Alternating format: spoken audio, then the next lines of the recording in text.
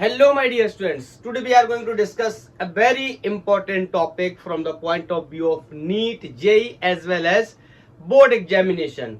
हम लोग इंस्ट्रूमेंट की पढ़ाई कर रहे हैं करंट इलेक्ट्रिसिटी में. एक इंस्ट्रूमेंट हमने कंप्लीट कर लिया. आज दूसरा इंस्ट्रूमेंट है पोटेंशियोमीटर. बहुत ही इंपॉर्टेंट टॉपिक है. काफी क्वेश्चंस बोर्ड एग्जामिनेशन नीट और जेई में इससे पूछे जाते हैं.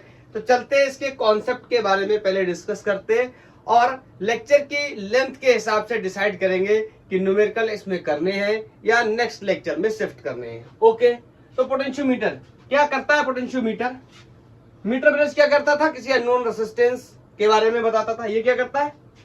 इट इज द डिवाइस विच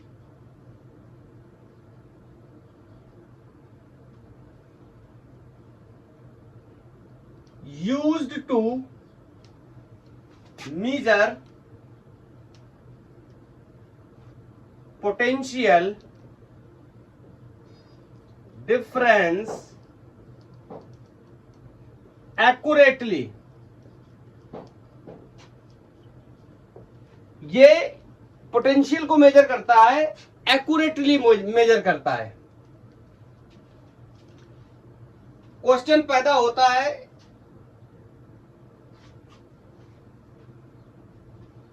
कि पोटेंशियल तो वोल्ट मीटर भी रीड करता है, तो फिर हम वोल्ट मीटर के बजाय इसकी पढ़ाई क्यों कर रहे हैं? इस क्वेश्चन का आंसर भी हम देंगे. अपने सेंटेंस को कंप्लीट कर लेते हैं. It is the device which use to measure the potential difference accurately और used to measure EMF of a cell. हाँ, इंटरनल रेसिस्टेंस भी कैलकुलेट कर सकते हैं किसी सेल का, लेकिन importantly EMF of cell calculate करना है. मतलब मैं मार्केट से एक सेल या बैटरी खरीद करके लेके आया और उसके ऊपर जो लेवल लगा होता है मैंने लेवल को निकाल दिया. मैं नहीं जानता इस सेल का ईएमएफ क्या है, बट मेरे को अगर जानना है तो मैं ईएमएफ को पता कर सकता हूं by the help of potentiometer. कैसे? आगे चल के बात करेंगे. एक और डिवाइस है सर मैंने जिसके बारे में सुना है, वोल्ट मीटर. सर ये भी तो क्या करता है? It is also used to measure potential difference. बिल्कुल सही बात है, लेकिन इसमें एक प्रॉब्लम है. ये पोटेंशियल डिफरेंस को एक्यूरेटली मेजर नहीं कर सकता. मतलब ये पोटेंशियोमीटर की तरह काम नहीं कर सकता. पोटेंशियोमीटर बिल्कुल एग्जैक्ट रीडिंग हमें दे सकता है, लेकिन वोल्ट मीटर एग्जैक्ट रीडिंग नहीं दे पाएगा. बट एक क्या बोलो क्या करता है ये? Exactly it can not measure accurately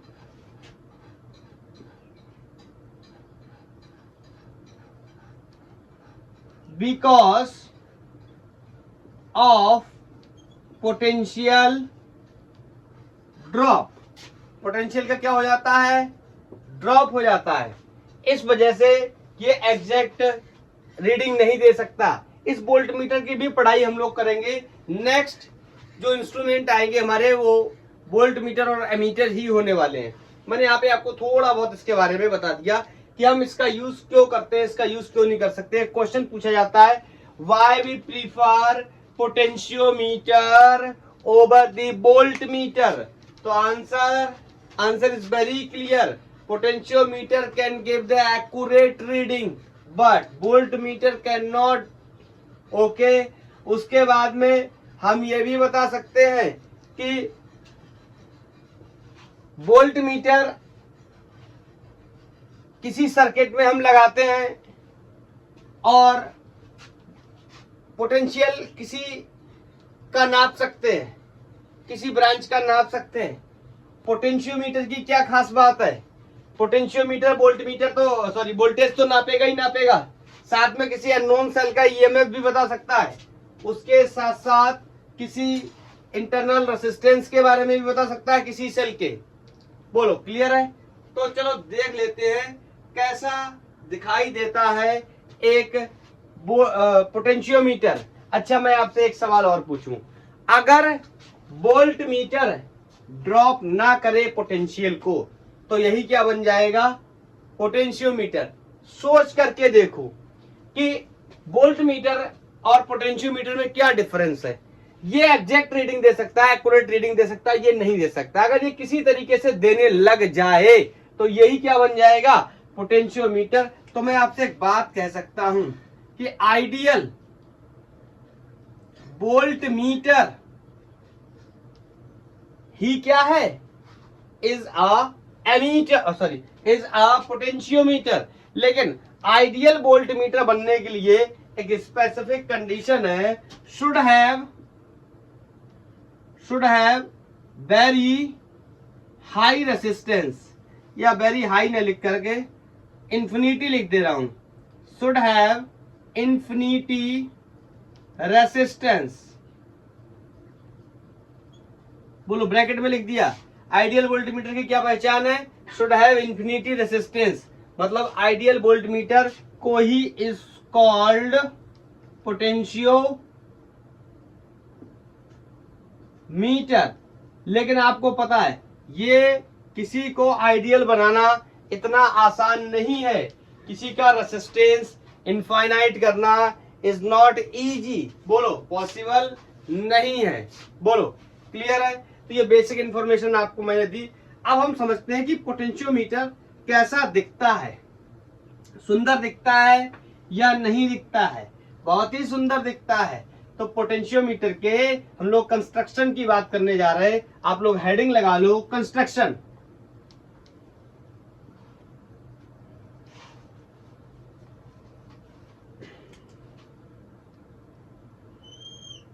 ये इस तरीके से एक मैंने सेल लगाया, बाहर से या बैटरी लगाया जिसका ईएमएफ कोई मैंने ई ले रखा है, और इसके साथ साथ मैंने यहां पर इस तरीके से जो वायर है उसको कंट्रोल करने की कोशिश की है। कंट्रोल करने की कोशिश का मतलब क्या है मैं अभी आपको बताऊंगा।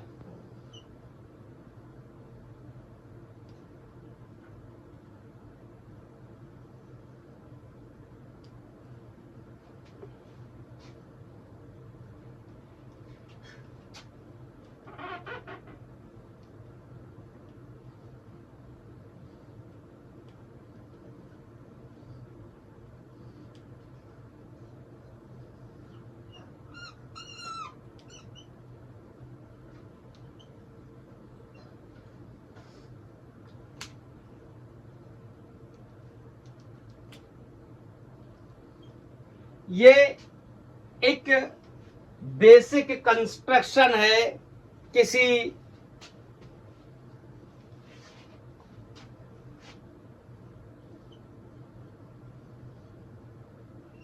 पोटेंशियोमीटर का। क्या होता है कि पोटेंशियोमीटर एक लंबा वायर होता है। जहां मैंने पॉइंट ए मार्क किया है, जहां मैंने पॉइंट बी मार्क किया है, अगर आप ध्यान से देखेंगे तो यहां से मैंने एक वायर को बांधा है ये इस तरीके से, और इसको मैं घुमा फिरा करके इस तरीके से लेकर के आया हूं।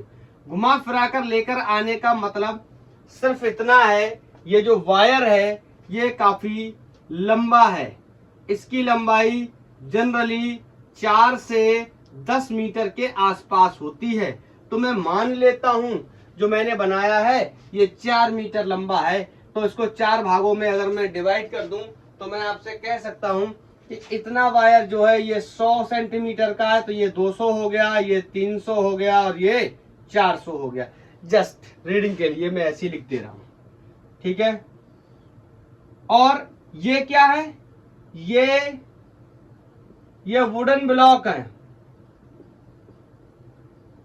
ये वुडन ब्लॉक्स है, या वुडन ब्लॉक्स ना बोल के वुडन बोर्ड बोलना चाहिए मुझे, वुडन बोर्ड है।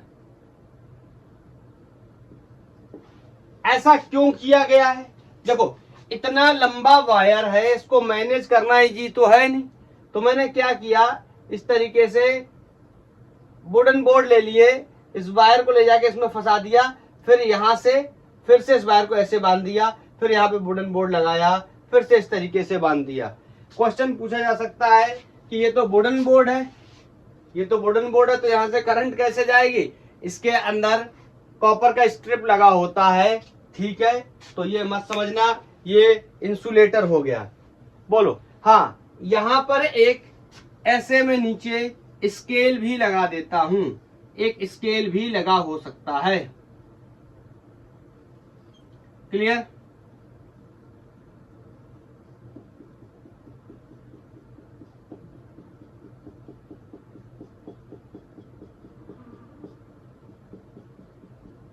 ठीक है, तो ये कंस्ट्रक्शन हो गया। अच्छा, इसके बारे में आपको पता होगा, इसको हम रियोस्टेट के नाम से जानते हैं। रियोस्टेट का मतलब क्या होता है? रियोस्टेट क्लास 10th में भी हम लोग पढ़ के आए होंगे। इसका मतलब वेरिएबल रेसिस्टेंस होता है। जैसे कि आप देख भी सकते हैं, मैं इस वायर को ऊपर नीचे यहां से यहां स्लाइड कर सकता हूं, मतलब इसके रेसिस्टेंस को अपन क्या कर सकते हैं, चेंज कर सकते हैं, मैनेज कर सकते हैं। इसीलिए मैंने लिख दिया क्या है, ये वेरिएबल रेसिस्टेंस है। Is that clear? हाँ, मैं यहाँ पे आपको एक और बात बताना चाहता हूं। यहाँ पर मैंने एक चीज और बनाई हुई है, ये जो नुकीला वायर है जिसकी नोक बनी हुई है, इसे अपन जॉकी के नाम से जानते हैं। प्रीवियस लेक्चर में भी हम लोगों ने बात करी थी। और जॉकी क्या होता है? स्लाइडिंग वायर होता है, स्लाइडिंग वायर है। इसको अपन क्या करते हैं, ये ए बी वायर जो है ये पूरा एक ही वायर है, कंफ्यूज मत हो जाना कि यहां से क्या है, ये पूरा एक ही वायर है यहां से इस तरीके से, ठीक है, इस तरीके से। ये जो ए बी वायर है इसके ऊपर अपन इसे क्या करेंगे, स्लाइड करेंगे, इस तरीके से ले लेके घूमेंगे, स्लाइड करेंगे। किस लिए? To find the null point. सबको पता है, प्रीवियस लेक्चर में भी हम लोगों ने जब बात करी थी मीटर ब्रिज की, तो वहां पर भी मैंने आपको बताया था कि जॉकी का काम क्या होता है। हाँ, ये तो बेसिक कंस्ट्रक्शन बन के तैयार हो गया, तो इसके बारे में मैं आपको थोड़ी बातें बता देता हूँ कि ये क्या है। तो इसमें एक्सप्लेनेशन में हम कह सकते हैं, it is consist of a long wire. अब मैं ये आपने नोट कर लिया होगा, मैं थोड़ा सा साइड में हटा के यहीं पे अपनी लैंग्वेज में लिख देता हूँ, इसके बारे में थोड़ा बहुत बता देता हूँ। हेडिंग कंस्ट्रक्शन लगा हुआ है, ठीक है।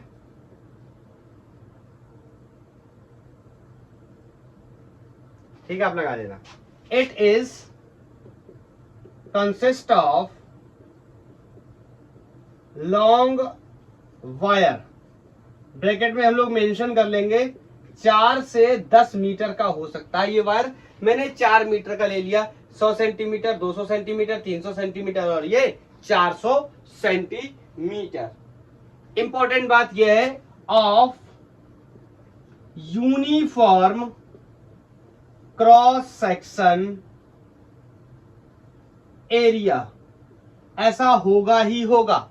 ये वायर कहीं पर मोटा और कहीं पर पतला नहीं हो सकता। इस वायर की thickness over the wire same रहनी चाहिए, नहीं तो जो हमारा कॉन्सेप्ट है आगे चल के वो हमें प्रॉब्लम करेगा। किस चीज का कॉन्सेप्ट हम आगे चल के डिस्कस करेंगे। हाँ, एक और खास बात होती है, इस वायर की जो रेसिस्टिविटी होती है वो बहुत हाई होती है, having high resistivity and low temperature coefficient. अब कोई मेरे से यहां पर ये सवाल नहीं पूछ सकता कि टेम्परेचर कॉफिशिएंट क्या है, अल्फा। हमें पता है इसके बारे में। अगर आपको ये नहीं पता है तो आप YouTube पे टाइप कर सकते हैं टेम्परेचर डिपेंडेंसी ऑफ रेसिस्टिविटी, आपको मेरा लेक्चर मिल जाएगा, आप देख सकते हैं और वहां पर टेम्परेचर कॉफिशिएंट के बारे में सीख सकते हैं, डिस्कस कर सकते हैं। बताओ, यहां से मैं बोल सकता हूं वायर्स नहीं बोलना चाहिए, वायर बोलना चाहिए। Wire is join in series. आपको दिखाई दे रहा है क्लियरली, वायर इस तरीके से गया है, तो इसको ऐसे कनेक्शन को अपन क्या बोलते हैं, series connection. End to end जुड़ा ही हुआ है हर जगह। यहाँ पे देखो मेटल का स्ट्रिप लगा होता है इस तरीके से, समझ रहे हो ना। ये मत समझ लेना कि इनके बीच में तो कनेक्शन ही नहीं, कनेक्शन होता है। क्लियर, बोलो। सीरीज में जुड़ा हुआ है बाई, मैं लिख ही देता हूं, बाई थिक कॉपर स्ट्रिप। एक कॉपर, थिक कॉपर स्ट्रिप इस लकड़ी में लगी होती है, जिसकी मदद से हम इसको क्या करते हैं, सीरीज में जोड़ देते हैं। अब मैं आपसे एक बात पूछना चाहता हूं, यहां पर बैटरी लगी हुई है, बोलो। बैटरी जब मैंने लगाई है उसके बाद, अच्छा मैंने एक प्लग नहीं लगाया, मुझे यहाँ पे एक प्लग और लगा देना चाहिए, बोलो। अरे प्लग तो लगा ही लोगे ना, ये प्लग कभी चालू करना है कभी नहीं करना है। अब मैं आपसे पूछूं, अगर मैं इस की को क्लोज कर दूं तो यहां से क्या होने लगेगा, एक करंट फ्लो होने लगेगा, क्योंकि सर्किट क्या हो जाएगा, कंप्लीट हो जाएगा। तो जब सर्किट कंप्लीट हो जाएगा, इसमें करंट फ्लो होने लगेगा, तो मैं आपको बताता हूं क्या हो सकता है। मैं बोल सकता हूं current I flows through potentiometer wire. Potentiometer wire. आप मेरे को एक बात बता दो, ये वायर है तो इसकी रेसिस्टेंस भी होगा, और अपन जानते हैं रेसिस्टेंस की वैल्यू वायर के लिए R equal to rho L upon A होती है। तो रेसिस्टेंस है, करंट फ्लो कर रहा है, इसका मतलब पोटेंशियल कैसे क्या करेगा, ड्रॉप करेगा। यही कॉन्सेप्ट हमें पढ़ना है, बोलो। इतना तो समझ में आ रहा है। तो मैं कह सकता हूं 10 पोटेंशियल ग्रेजुअली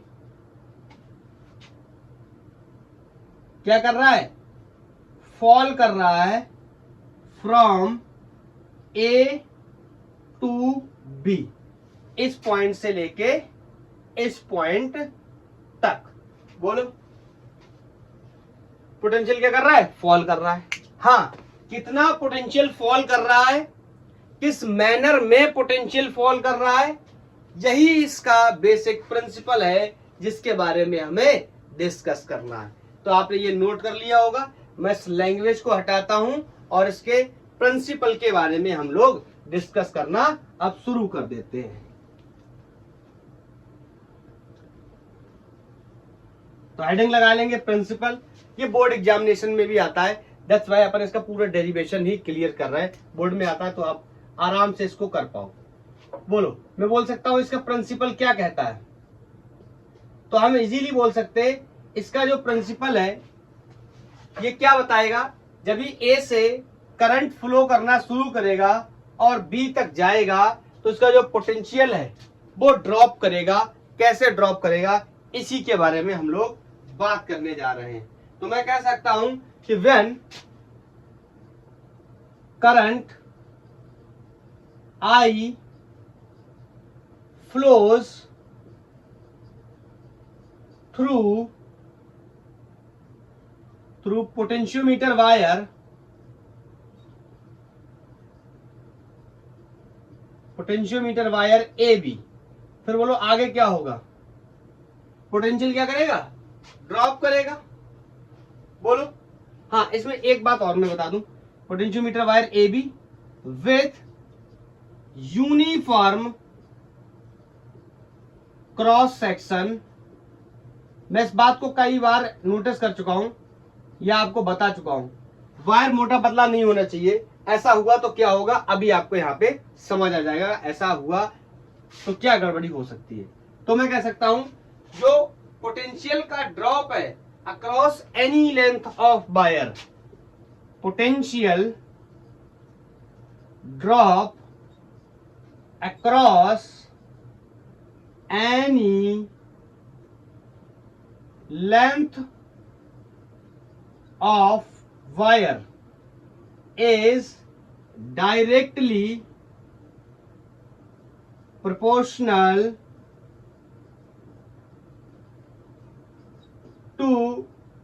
लेंथ, बोलो किसके प्रोपोर्शनल होगा, उस लेंथ के, to that length, inverted comma में मैंने बंद कर दिया। ये इसका प्रिंसिपल है। मेरे से बोल रहा है क्या होगा जब इसके अंदर करंट फ्लो करेगा, करंट फ्लो करने से इस वायर के रेसिस्टेंस की वजह से इसका पोटेंशियल लगातार ड्रॉप करेगा, और पोटेंशियल किस तरीके से ड्रॉप करेगा, तो ये बताया गया है कि इसके वायर के लेंथ के डायरेक्टली प्रोपोर्शनल क्या करेगा, ड्रॉप करेगा। तो मैं आपको इसका थोड़ा एक्सप्लेनेशन बताता हूं। आपने नोट कर लिया इसको, डेफिनेशन को, बोलो प्रिंसिपल को नोट कर लिया, हटाता हूं। अब समझने की कोशिश करना मेरी बात को बहुत ही ध्यान से। अगर मैं ओम्स लॉ से समझने की कोशिश करूं, so I can write B will be equal to IR, no problem with that. और मेरे को पता है अगर कोई वायर है या कोई ऑब्जेक्ट है या कोई कंडक्टर है जिसका क्या है, जो कंडक्टिंग बॉडी है, तो उसका अपना एक क्या होगा, रेसिस्टेंस होगा, और उसका रेसिस्टेंस हम कैलकुलेट कर सकते हैं R equal to rho L upon A से। इसका डेरिवेशन भी मौजूद है, आप चाहे तो जाकर देख सकते हैं, क्लास 10th में आपको डेरिवेशन नहीं मिला होगा। तो मैं आपसे बोल सकता हूं V equal to I, R की value rho L upon A। बताओ, मेरी बात को ध्यान से सुनना। ये जो एक्सप्रेशन है मैं आपको कुछ बताना चाहता हूं इसके बारे में। बताओ, मैं आपसे पूछूं रो माने रेसिस्टिविटी क्या है, कांस्टेंट। बोलो करंट भी क्या है, कांस्टेंट। अरे भैया बैटरी लगा दी, बैटरी से जो करंट निकल रही है वो कांस्टेंट मैग्नीट्यूड की करंट होगी। मतलब करंट अगर 2 एम्पियर फ्लो करा दिया तो करंट की वैल्यू 2 एम्पियर ही रहने वाली है, चेंज नहीं होगी। बोलो रेसिस्टिविटी तो प्रॉपर्टी ऑफ मटेरियल होती है, इसको तो कांस्टेंट रहना ही है। कब तक, जब तक वायर को चेंज ना करते। उसके बाद एक इंपॉर्टेंट बात पैदा होती है, एरिया। तो मैं आपसे बार बार बोल रहा हूं कि अगर यूनिफॉर्म क्रॉस सेक्शन एरिया है तो इसका मतलब एरिया भी कांस्टेंट हो जाएगा। मैं यहां पे बोल सकता हूं कि I करंट क्या है, कांस्टेंट है। बोलो रो भी क्या है, कांस्टेंट है। हां अब ध्यान से सुनना, फॉर यूनिफॉर्म वायर, अगर वायर कैसा है, यूनिफॉर्म वायर है, मतलब सेम क्रॉस सेक्शन एरिया है, तो आई कैन से उसका जो ए है ये भी क्या हो जाएगा, कांस्टेंट। तो आप मेरे को बताओ, I constant, rho constant, A constant, तो इसका जो ड्रॉप ऑफ पोटेंशियल है किस पे डिपेंड करने लगेगा, इस लेंथ पे डिपेंड करने लगेगा। तो आई कैन से कि बी, मैं इन सबको मिला के I अल्फा, इन सबको I रो और ए को मिला के एक नया कांस्टेंट बना देता हूं, जिसे मैं के नाम दूंगा, आगे चल के इसके बारे में भी बताऊंगा। तो आई कैन से सारे कांस्टेंट को मिला के एक मैंने नया कांस्टेंट बना दिया, और मैं यहां से बहुत ही क्लियरली बोल सकता हूं कि potential is directly proportional to the length of the potentiometer wire. बोलो मेरे किसी भी स्टूडेंट को, मेरे किसी भी भाई बहन को इससे दिक्कत नहीं होनी चाहिए। बोलो एरिया को मैंने जानबूझ के कांस्टेंट कर लिया क्योंकि मैंने यूनिफॉर्म क्रॉस सेक्शन एरिया के बारे में बात करी है। क्लियर है? आगे चलते हैं, डिस्कस करते हैं थोड़ा। अब अगर आपसे कहा जाए, इसको मैं कैरी करूंगा, इसकी मुझे जरूरत है, आपसे कहा जाए जरा बना के बताइयो पोटेंशियल वर्सेस लेंथ ग्राफ। मैं आपसे कह दूं कि पोटेंशियल वर्सेस लेंथ ग्राफ बनाओ, क्या आप बना लोगे? बहुत ही इजी होना चाहिए। देखो ये V और ये क्या है, लेंथ। अभी इसके कॉन्सेप्ट को समझने से पहले मैं आपको बताता हूं, V equal to K L था, और आपको पता है Y equal to M X plus minus C होता है। तो यहां पर इंटरसेप्ट वाला फंक्शन तो पहले से ही 0 है।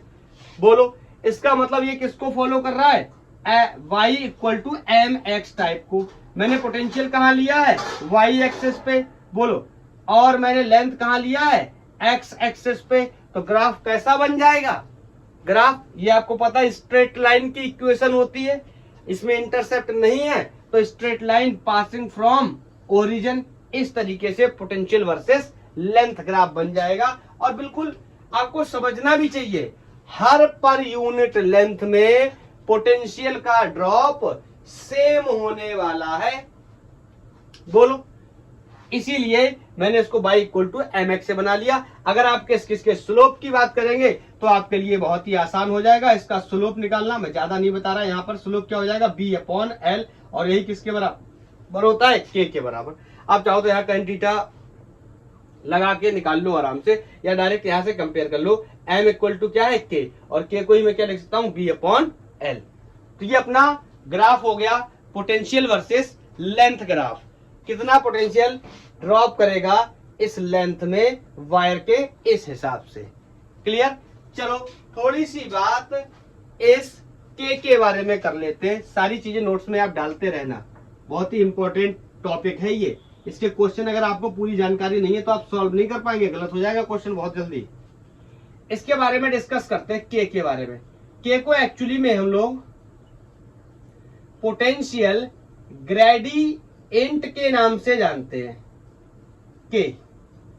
तो अगर इसके बारे में बोलना चाहे तो हम क्लियरली ये बोल सकते हैं, ये क्या है, पोटेंशियल ड्रॉप है। Potential drop per unit length of potentiometer wire.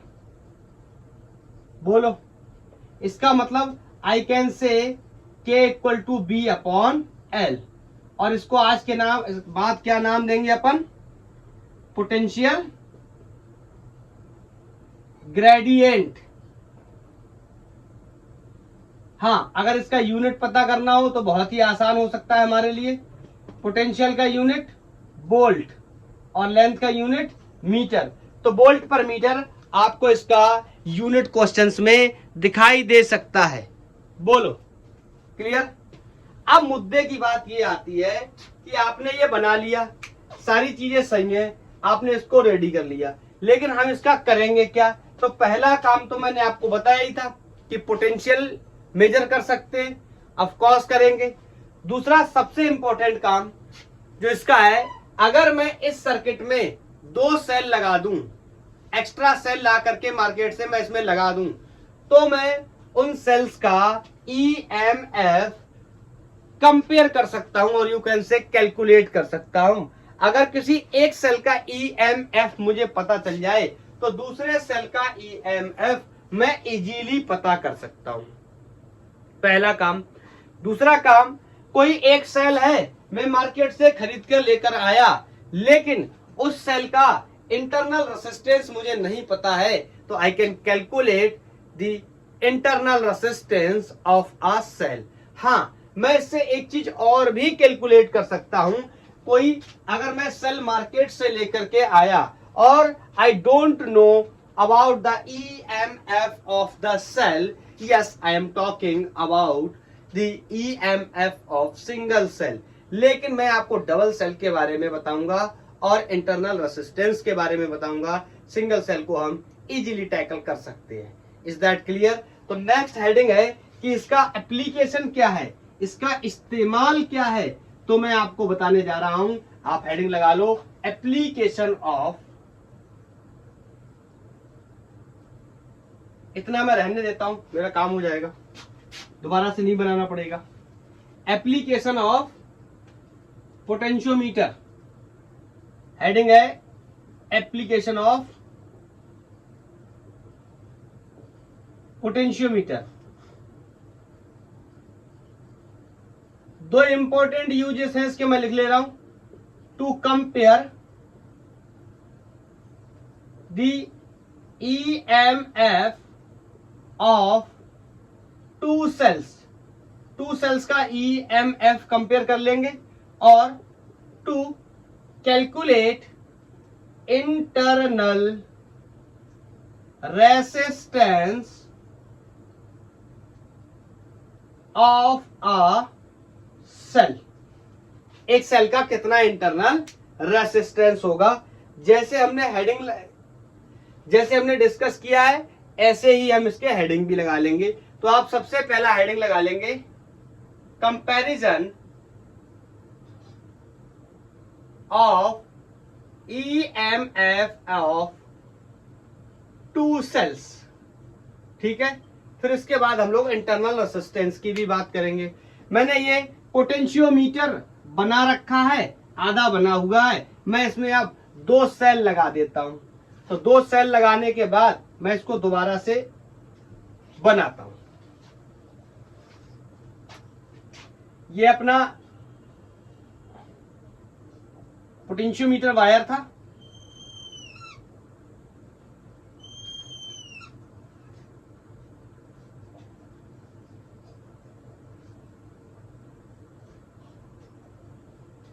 ठीक है। वुडन बोर्ड को अलग अलग कर दिया आराम से, ये अपना पोटेंशियोमीटर वायर। अब अपन क्या करेंगे, अब 2 सेल्स लगाएंगे। ये पॉइंट अपना कोई ए था, यहां पर मैंने इस तरीके से एक सेल लगाया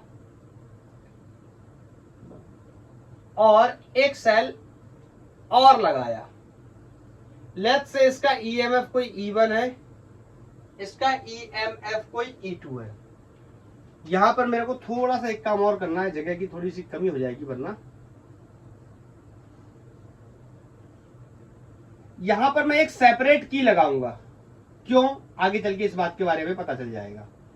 मैं यहां पर दोनों में अलग अलग सेपरेट की लगा रहा हूं। जब मेरी मर्जी होगी मैं जिस चाहूं उससे करंट फ्लो करवा सकता हूं।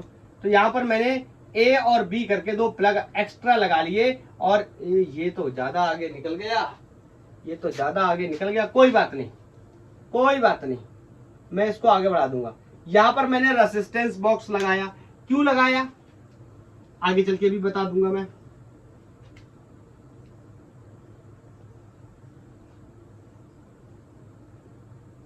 अब बहुत सारा लंबा कर दिया, कोई प्रॉब्लम ही नहीं है। अब ये लो, ठीक है। अभी स्केल छोटा पड़ गया, आप बड़ा कर लेना। यहां से रेसिस्टेंस बॉक्स लगाया मैंने, और इस रेसिस्टेंस बॉक्स का अपना कोई रेसिस्टेंस ले लेंगे। उसके बाद मैंने यहां से इसमें गैल्वेनोमीटर कनेक्ट किया और गैल्वेनोमीटर को इस तरीके से कनेक्ट कराया और कोई जॉकी वायर से मैंने टच करा दिया और यहां पर मैंने J1 बोल दिया। ठीक है, अब मैं आपको बताना शुरू करता हूं कि अपन क्या करने जा रहे हैं। ये कंस्ट्रक्शन आप देख रहे हैं, 2 सेल्स मैंने लगाए हुए हैं। अब इन दोनों सेल्स का अपन क्या करेंगे, EMF कंपेयर करेंगे। कंपेयर करने का मतलब है अगर एक सेल का EMF हमें पता होगा तो दूसरे सेल का EMF हम निकाल सकते हैं, या फिर दोनों सेल के EMF को हम कंपेयर भी कर सकते हैं।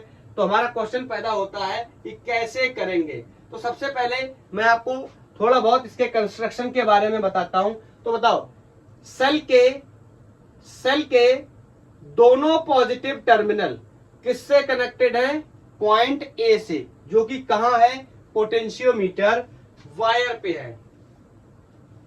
बोलो, तो मैं कह सकता हूं, अब मेरे को यहां पे लिखने के लिए जगह की कमी पड़ेगी।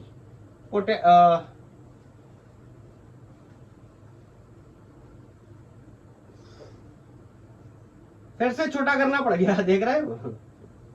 मैं कह सकता हूं the positive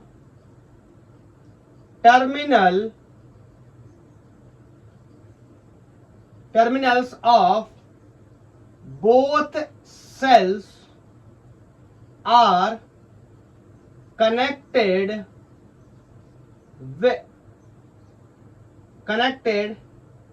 at the point A of potentiometer wire. चलो नेगेटिव टर्मिनल्स की भी बात कर लेते। दोनों सेल्स के नेगेटिव टर्मिनल्स किससे कनेक्टेड है, एक रेसिस्टेंस बॉक्स से। तो I can say the negative terminals of both cells are connected to the resistance box। Resistance box में बहुत सारे रेसिस्टेंस होंगे जिसकी हमें जरूरत होगी, रिक्वायर्ड रेसिस्टेंस को लगा लेंगे। हाँ बोलो। अब यहां पर मैं आपसे यह भी क्या आप पूछ सकते हैं कि रेसिस्टेंस बॉक्स का क्या मतलब है। बहुत ही बेसिक बात है, सबको पता है। रेसिस्टेंस बॉक्स का मतलब क्या होता है? हाई रेसिस्टेंस होता है। बोलो, हाई रेसिस्टेंस होता है किसका?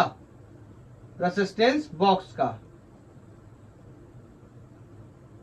अच्छा, कोई पूछ सकता है कि किस लिए इस्तेमाल करते हैं, तो ये एक इंपॉर्टेंट पॉइंट हो सकता है कि इसका यूज हम किस लिए करते हैं। देखो क्या होगा, आपको पता है अपन ने 2 सेल्स लगाए। यहां पर ये अपना ड्राइविंग सेल, इसको मैं यहां पे नाम दे रहा हूं ड्राइविंग सेल। ड्राइविंग सेल भी बोल सकते हैं इसको, या फिर ऑक्सिलरी सेल भी बोल सकते हैं, ऑक्सिलरी सेल या बैटरी। ठीक है, तो जब इसमें करंट फ्लो करेगा, और बताओ गैल्वेनोमीटर का काम क्या होता है?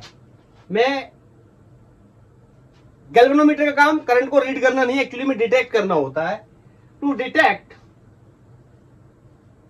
द करंट, मतलब करंट है या नहीं है, यह बात आप गैल्वेनोमीटर से पूछ लो। कितनी है, यह बात आप एमीटर से पूछ लो। तो मुद्दे की बात यह है, ये तो करंट को डिटेक्ट करता है। अगर बड़ी करंट आ गई तो ये तो सबसे पहले मर जाएगा, क्योंकि इसकी कैपेसिटी तो है नहीं बड़ी करंट नापने के लिए। तो इसको बचाने के लिए अपन क्या लगाते हैं? रेसिस्टेंस बॉक्स लगाते हैं। ये क्या कर लेता है? इसको बचा लेता है। मतलब हम कह सकते हैं इसके बारे में कि ये क्या करता है? It prevent excessive current. यहां से लिखना शुरू करता हूं। एक्सेसिव करंट को क्या करता है? प्रिवेंट करता है, रोकता है थ्रू गैल्वेनोमीटर। बोलो, गैल्वेनोमीटर से एक्सेसिव करंट को क्या करता है? बचाता है, ताकि गैल्वेनोमीटर मरे ना। अब ये जो नुकीला वायर है, इसको जॉकी के नाम से जानते हैं, आपको पता भी है, मैंने इसके बारे में बताया भी है। मैं विजिबिलिटी चेक कर लूं, नीचे दिख रहा है, दिख रहा है। जॉकी के बारे में मैं अगर यहां पे आपको इंफॉर्मेशन दूं कि जॉकी क्या होता है, ये तो नहीं बता रहा, ये नुकीला वायर होता है। लेकिन ये क्या करता है, ये इंटरेस्टिंग काम है। क्या करते हैं हम? जॉकी को इस वायर के ऊपर स्लाइड करते हैं, इस वायर के ऊपर स्लाइड करते हैं, और स्लाइड करके क्या करते हैं? नल पॉइंट ढूंढने की कोशिश करते हैं। नल पॉइंट बहुत ही कॉमन हो चुका होगा अब तक आपके लिए। मतलब गैल्वेनोमीटर में क्या हो, कोई भी डिफ्लेक्शन ना हो, ऐसे पॉइंट को अपन नल पॉइंट के नाम से जानते हैं। उससे क्या फायदा होगा, हम आगे चल के डिस्कस करेंगे। तो मैं कह सकता हूं कि जॉकी क्या है? Is a sliding wire used to find null point। Clear है?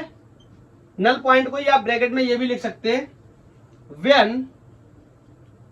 no deflection in galvanometer, no deflection in galvanometer, जब गैल्वेनोमीटर में कोई भी डिफ्लेक्शन नहीं है। बोलो, क्लियर है? अब हम इसके सेल के ईएमएफ को कंपेयर करने चले, इसकी बेसिक जानकारी के बाद। मैं मान के चल रहा हूं सारे लोगों ने नोट कर लिया होगा, टीप डाला होगा, टीप। तो मैं इसको हटा देता हूं।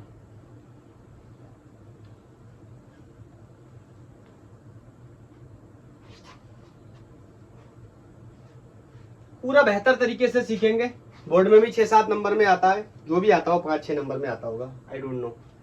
बोलो, तो अब मैं आपसे बोलता हूं, एक एक करके प्लग को बंद करेंगे, एक एक करके प्लग से करंट को फ्लो कराएंगे। जैसे पहले मान लो मैंने बी प्लग को ओपन रखा, तो बताओ इस वाले ब्रांच से कोई भी करंट नहीं जाएगी, क्योंकि यहां पे क्या है? Open circuit. अगर मैं इसको क्लोज रखूंगा तो करंट यहां से आएगी। तो मैं बोल देता हूं कि लेट कि ए इज क्लोज्ड, ए को क्या कर लेता हूं क्लोज। क्लोज करने का मतलब वैसे बंद मत समझ लेना, क्लोज करने का मतलब यहां चालू करना होता है, ठीक है। लेट कि ए इज क्लोज्ड, यहां से ध्यान से सुनना अच्छे से, एंड बी इज ओपन।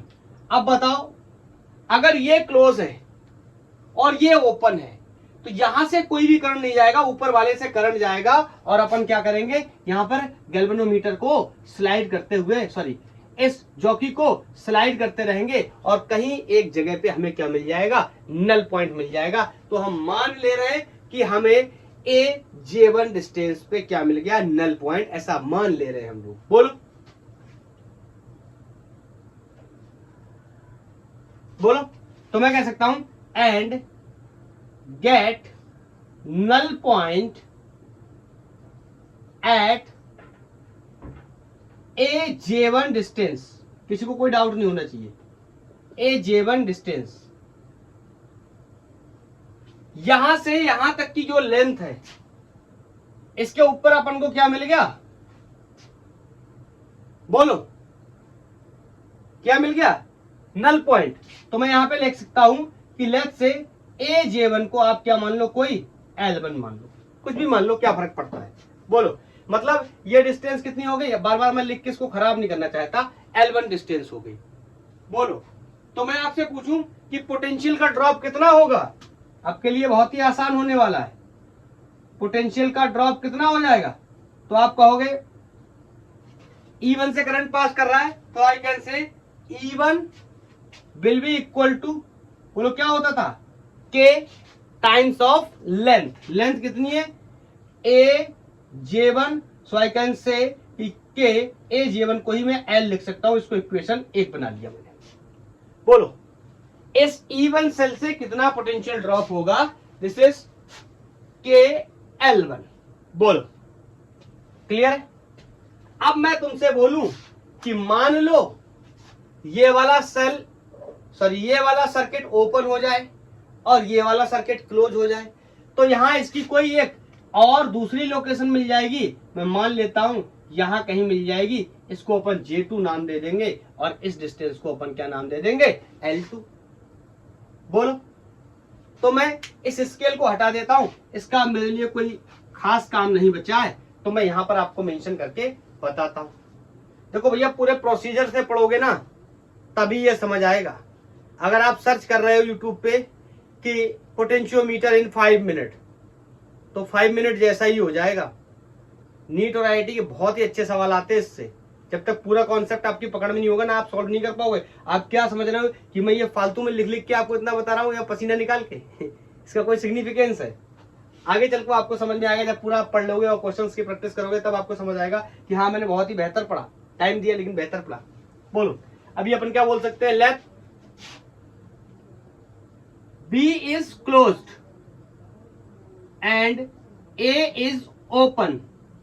बोलो अब इसको मैंने क्या कर दिया, क्लोज, और इसको मैंने क्या कर दिया, ओपन। तो बताओ इस वाले से कोई भी करंट नहीं जाएगी, इस वाले से करंट जाएगी, और मैंने मान लिया कि इस बार, आप चाहो तो इसको हटा भी दो, कोई फर्क नहीं पड़ता, लेकिन 2-2 बार मैंने बना दिया ताकि आप कहां बार बार इतना पूरा पिक्चर बनाते रहोगे। तो मैंने मान लिया इस J2 जगह पे कहीं क्या मिल जाएगा, नल पॉइंट मिल जाएगा। बोलो तो मैं कह सकता हूं एंड गेट नल पॉइंट, कहां पर मिला, एट J2 डिस्टेंस। मेरे हिसाब से किसी को कोई डाउट नहीं होना चाहिए, J2 डिस्टेंस पे क्या मिल गया, नल पॉइंट। वो अलग बात है कि अपन J2 को ही नया नाम दे दे रहे हैं, कोई क्या, L2। बोलो क्लियर है। तो मैं आपसे पूछूं कितना पोटेंशियल का ड्रॉप हुआ होगा, तो आप कहोगे पोटेंशियल का ड्रॉप मेरे लिए बहुत ही सिंपल है, आई कैन से E2 will B K J2 और E2 will B KL2, equation number 2। बोलो और हमें क्या करना है, EMF ऑफ 2 सेल्स को कंपेयर करना है। तो अब हमारे लिए बहुत ही आसान होने वाला है। बताओ क्या कर लें, इक्वेशन फर्स्ट और इक्वेशन सेकंड को कंपेयर कर ले, यहां से K क्या हो जाएगा, एलिमिनेट हो जाएगा, E1 upon E2 will be equal to L1 upon L2, यहां से हमारा क्या हो जाएगा, एक रिलेशन बन करके आ जाएगा। बताओ तो कर दूं मैं क्या, कहां करूं, चलो इधर कर देता हूं। मैं बोलता हूं from equation first and second, you can say second by first, हम E2 अपॉन E1 कर रहे हैं, तो यहां से E2 upon E1 will be equal to K L2 upon K L1। K तो दोनों के लिए सेम होगा, आपको पता है ये क्या है, पोटेंशियल ग्रेडियंट है।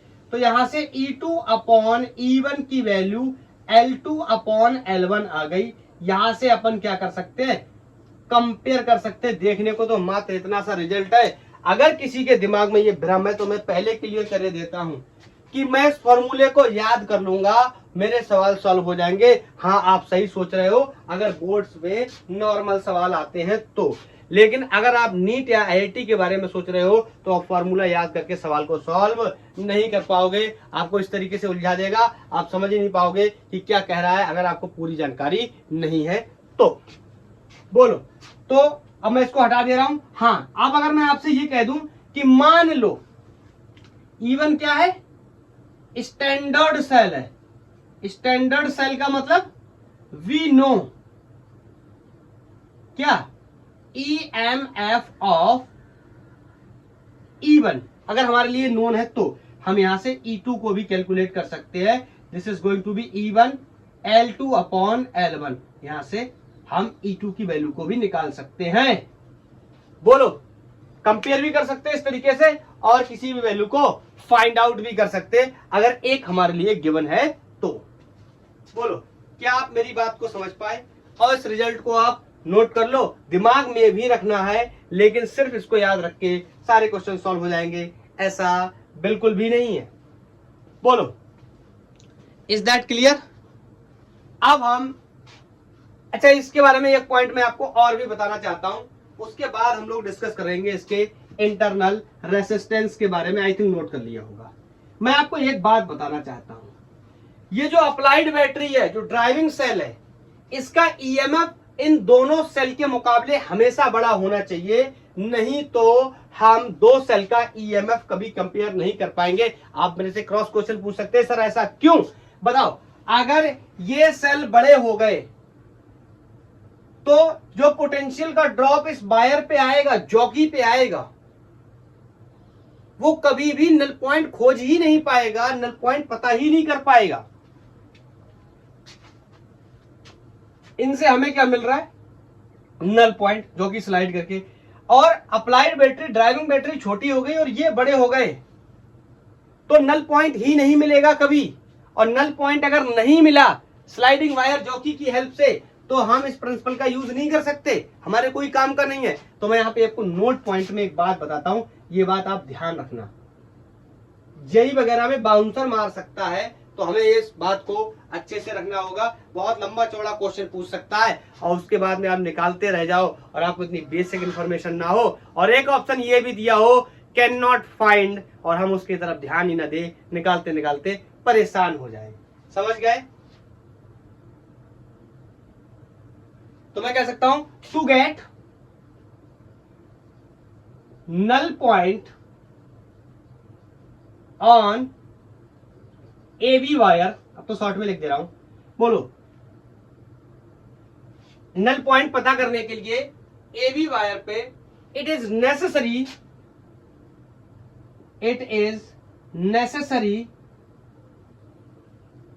The EMF of driving cell, या इसी को मैं ऑक्सिलरी सेल भी बोल सकता हूं या बैटरी भी बोल सकता हूं, शुड बी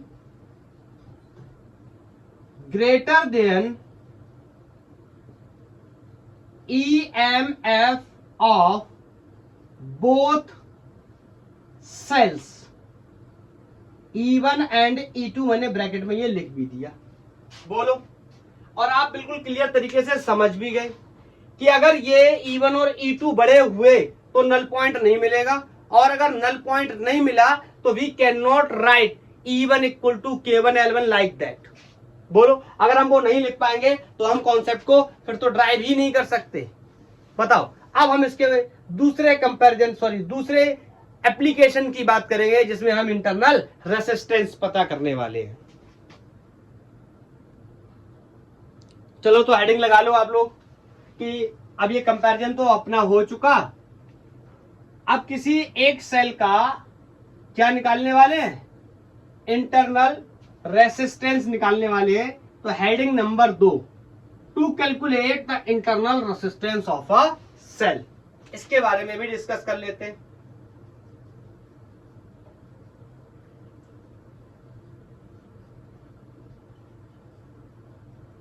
तो एक सेल भी लगा लेते हैं। अरे जब सेल लगाएंगे तभी तो ईएमएफ कैलकुलेट करेंगे। तो एक सेल लगा लेते हैं।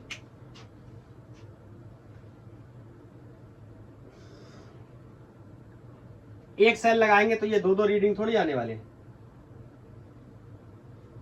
एक सेल लगा लेता हूं,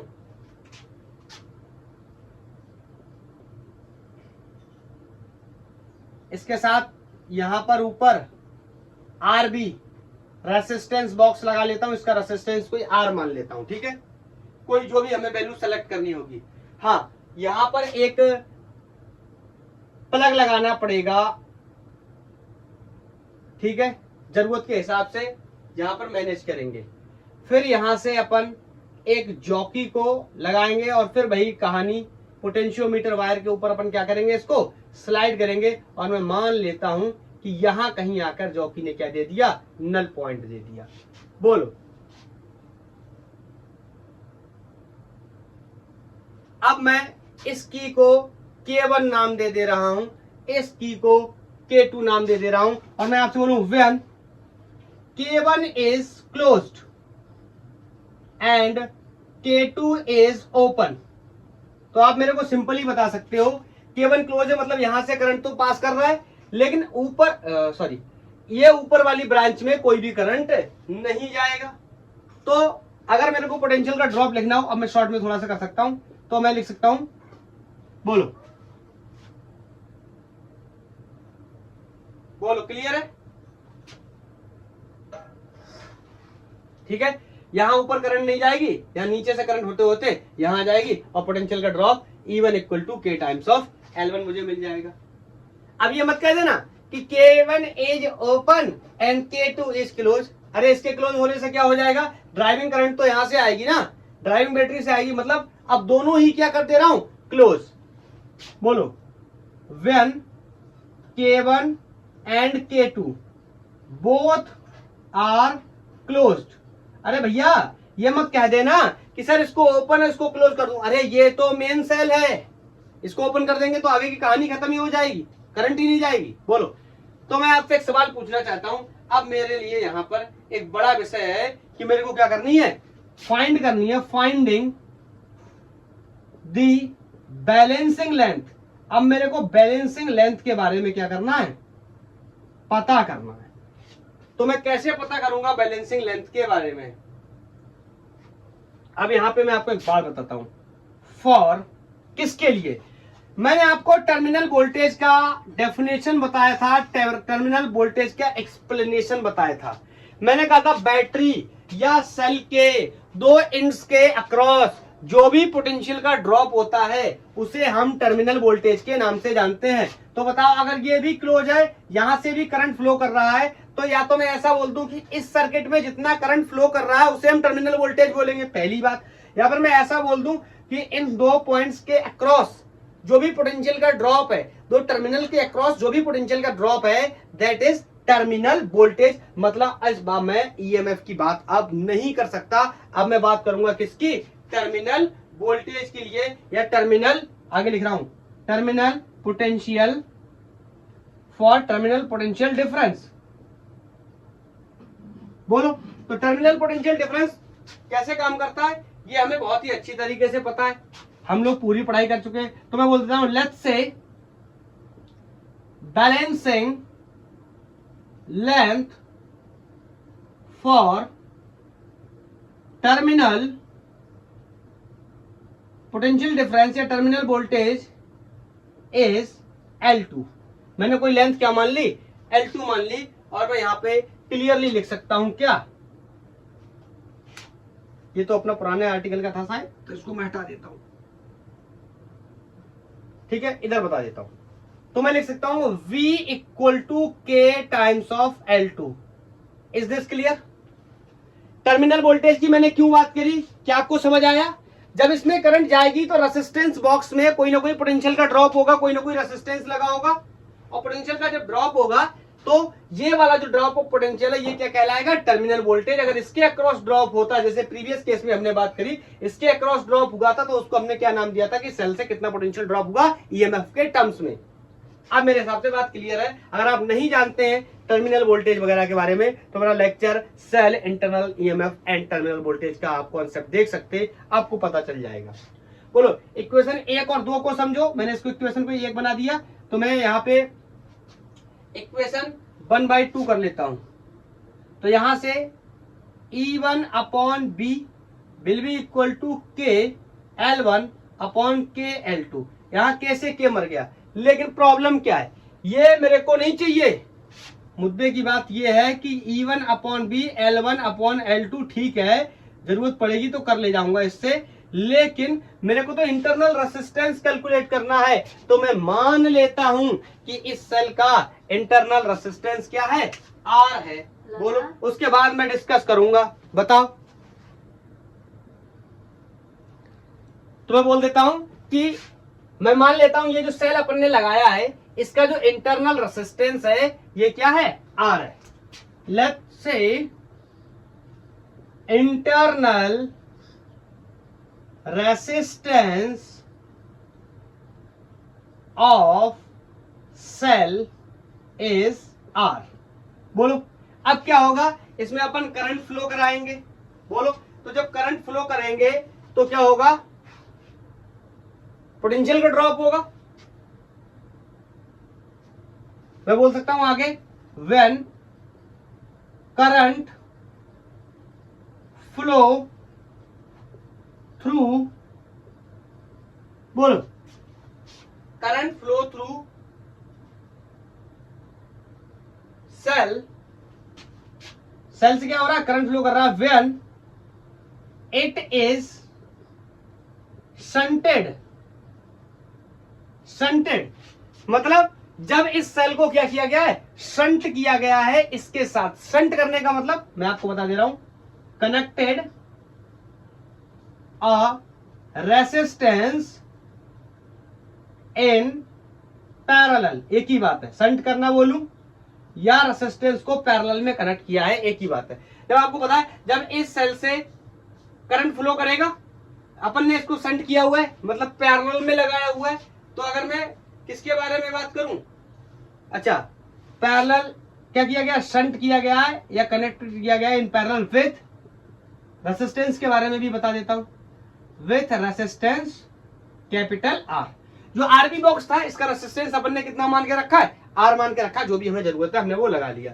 तो बताओ कितना करंट वगैरह या ईएमएफ होगा, तो आपने पढ़ रखा है EMF E equal to I R plus capital R। याद आया? इस सर्किट में यहां से जो करंट निकलेगी उसकी वैल्यू कितनी होने वाली है, इसके बारे में आपको पता होता है। E equal to R plus I equal to E upon R plus small r। Small r is the internal resistance of this cell, जो कि हमें दिखाई नहीं दे रहा, हिडन है, जिसे हमें बताना है। बोलो, और ये अगर मैं बात करूं टर्मिनल वोल्टेज की, तो मैं क्या लिख सकता हूं, मैं टर्मिनल वोल्टेज B को लिख सकता हूं क्या, I टाइम्स ऑफ R। जो रेसिस्टेंस, जो एक्सटर्नल रेसिस्टेंस में जो पोटेंशियल का ड्रॉप हुआ है, इस रेसिस्टेंस में जो पोटेंशियल का ड्रॉप हुआ है, that is called terminal voltage. और सारे लोगों को ये बात पता है। तो टर्मिनल वोल्टेज के केस में मैं ये भी लिख सकता हूं, और सेल के केस में चाहूं तो मैं ऐसा लिख सकता हूं। ये हम लोग पढ़ाई कर चुके हैं cell internal resistance and terminal voltage के कॉन्सेप्ट में। बोलो, अब मेरे लिए काफी आसान होता हुआ दिखाई दे रहा है। तो मैं यहां से ये जो भी हो 4-5 इक्वेशंस पे ध्यान मत देना, आप अपने आप से बनाते रहना। मैं यहां रख दे रहा हूं पोटेन 3। तो बताओ E1 अपॉन बी, अब ये भी मैंने निकाला, चलो E1 माना तो E1 मान लेता हूं। तो इसकी वैल्यू कितनी है, I R plus small r। इसकी वैल्यू कितनी है, I कैपिटल आर। बोलो बी की वैल्यू, टर्मिनल वोल्टेज की value I into capital R, E1 की वैल्यू या E की value I R plus small R, और यहां से आई से आई क्या हो गया, एलिमिनेट हो गया। बोलो मैं इधर बता दे रहा हूं इसको साफ करने के बाद। अब यहां से मेरे को एक रिलेशन मिल गया और मैं जो काम करना चाह रहा था उसमें मैं सक्सेस भी हो गया। एक्चुअली मैं अब इसको E1 ना मान के E ही मान लेता हूं तो ज्यादा बेहतर रहेगा। बोलो E ही मान लो आप भी, एक ही सेल लगा तो क्या E1 लिखना, तो E upon B R plus R upon capital R. और आपको पता है प्रीवियस इक्वेशन में जाके आप देखेंगे तो आपको पता है इसी को मैंने लिख रखा है क्या, L1 अपॉन L2 के बराबर, हम लोग पहले डिस्कस कर चुके हैं। बोलो मुझे E और B को हटाना था, L के टर्म्स में R को बताना है, मेरे लिए बहुत आसान है क्योंकि पोटेंशियोमीटर की वायर हमारे लिए जो लेंथ होगी वो नोन हो जाएगी। तो यहां से मैं लिख सकता हूं क्या, अगर मैं इसको दो भागों में तोड़ूं तो मैं इसको लिख सकता हूं R अपॉन R प्लस छोटू r upon capital R। R upon R plus छोटू r upon capital R will be equal to the L1 upon L2। आपको पता है ये मर के कितना हो जाएगा, 1। तो यहां से मेरे को पता चल गया 1 plus R upon R is equal to L1 upon L2। और मेरे को इंटरनल रेसिस्टेंस की वैल्यू निकालनी है। अब मेरे लिए बहुत आसान है, इसको ले जाकर उधर घटा दूंगा, इस कैपिटल R का मल्टीप्लाई कर दूंगा, तो मैं इधर लिख देता हूं, इधर कर देता हूं। बोलो तो मैं यहां से कह सकता हूं R अपॉन कैपिटल R, इधर जाके क्या हो जाएगा L1 अपॉन L2 माइनस 1, और R will B small r, internal resistance जो हमें पता करना था, that will be L1 upon L2 minus 1। ये आ गया हमारा फॉर्मूला। आप चाहो तो थोड़ा इसको और भी एक्सपेंड कर सकते हो, L1 minus L2 upon L2 ऐसे भी लिख सकते हैं हम इसको। ये हमारा एक्सप्रेशन आ गया और आप याद भी रखेंगे इस बात को। तो इस तरीके से हम किसी भी सेल का इंटरनल रेसिस्टेंस कैलकुलेट कर सकते हैं। दो सेल्स के EMF को हमने ड्राइव कर लिया और हमने बात कर ली किसके बारे में, इंटरनल रेसिस्टेंस के बारे में। बोलो मेरे हिसाब से किसी को कोई भी डाउट नहीं होना चाहिए। हाँ लेकिन मैं आपको यहां पर एक बात बता देता हूं, इस बात में आप चकमा मत खा जाना, वरना आप क्वेश्चन को बहुत कुछ जानते हुए भी गलत कर दोगे। क्या, मैं यहां पे नोट पॉइंट डाल के आपको बताता हूं, बट रिमेंबर